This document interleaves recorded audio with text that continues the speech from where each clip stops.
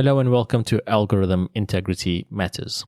Insights for financial services leaders who want to enhance fairness and accuracy in their use of data, algorithms, and AI.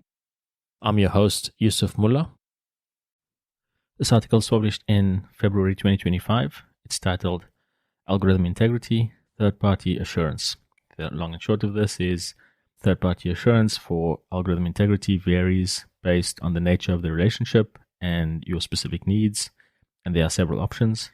Some of the key factors to consider include the importance and risk level of the service or product, regulatory expectations, complexity, transparency, and frequency of updates. Standardized assurance frameworks for algorithm integrity are still emerging, so you may want to adopt a risk-based approach and consider sector-specific standards. For example, in Australia, we have CPS 230. Here's the full article. One question that comes up often is, how do we obtain assurance about third-party products or services? Depending on the nature of the relationship and what you need assurance for, this can vary widely. This article attempts to lay out the options, considerations, and key steps to take. Nature of the relationship. So this is about what the third party does for you and how. For example, they may provide one or more of these 7 examples. Number 1, hosting services. Number 2, custom applications. Number 3, off-the-shelf applications that you configure.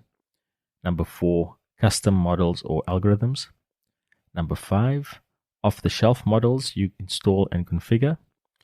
Number 6, off-the-shelf models or algorithms accessed via APIs, so that's application program interfaces. Number 7, developers that work under your direction. So these are just examples, and each of these relationships presents unique challenges for ensuring algorithm integrity. Let's talk about types of third-party assurance. The assurance methods available vary in their reliability and depth. Here are the main types, not all of them, but the main types, from most to least reliable or usable. There's 5 here. The first is independent third-party assurance reports. For example, SOC 2. These provide an independent, detailed assessment of the third party's controls and processes. Number 2, certifications. For example, ISO 27001 or ISO 42001. These are not as comprehensive as SOC reports and typically not relied on for external audits. They indicate a level of compliance with recognized standards.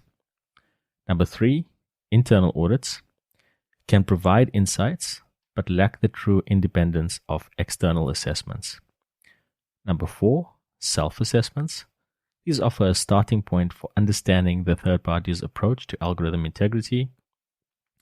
And number 5, and this is in here for completeness, it's not quite an assurance method, but vendor questionnaires. So these are useful for gathering basic information, and they are the least reliable form of assurance. Just a note here about SOC 2 reports or third-party assurance reports. We prefer them because they are more reliable, comprehensive, and useful than any of the other types. But while SOC 2 and similar reports exist for information security and other areas, there isn't currently a standardized, widely accepted, independent assurance report specifically tailored to algorithm integrity. This is an emerging area, and as the importance of algorithm integrity grows, we expect to see the development of such specialized frameworks in the future. Here are some factors to consider. So, with the nature of the relationship and the options in mind, consider these questions. How important is the service or product? How risky is the use of the service or product? What are the associated risks? So, for example, potential impact on stakeholders, being customers or employees, reputational risk, risk of financial loss, etc. What are the security or privacy concerns? What, if any, are the historical issues with the service or product? What are your peers, that's others in your industry, doing? What do regulators expect you to do? How complex is the service or product? How transparent and explainable is the algorithm? How often is the algorithm updated or changed? These factors or questions are particularly relevant in banking and insurance, where algorithms often handle sensitive customer data, make or are relied on to make critical decisions, and are subject to strict regulatory oversight. We spoke a little bit about what regulators expect, and here's a quick note about that. In Australia, banks and insurance companies need to consider various laws. There are also prudential standards that relate to third parties, like CPS 220, 230, 234, etc. CPS 230 is quite specific. Certain service providers must be classified as material service providers unless there is a justification for exclusion. For banks, this includes third parties that provide credit assessment, funding and liquidity management, and mortgage brokerage services.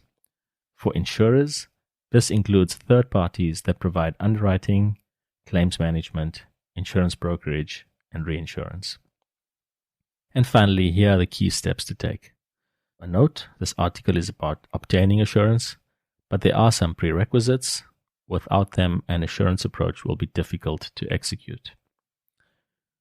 There's 5 steps in this short list. It's not a complete list, but the first of those 5 is policy. So formally document your approach to third-party due diligence, risk assessment, risk mitigation, ongoing monitoring and review. Number 2, catalog. Keep a record of all third-party arrangements, risks, and risk management practices, including the frequency of reassessment and the nature of ongoing reviews. Number 3, regulatory. Check the specifics of relevant compliance expectations.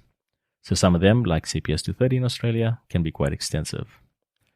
Procurement. Before entering into a third-party arrangement, make sure that you can obtain the assurance that you need. What you need will depend on the nature of the relationship and the factors to consider that we spoke about earlier, those questions. And number 5, monitor and review.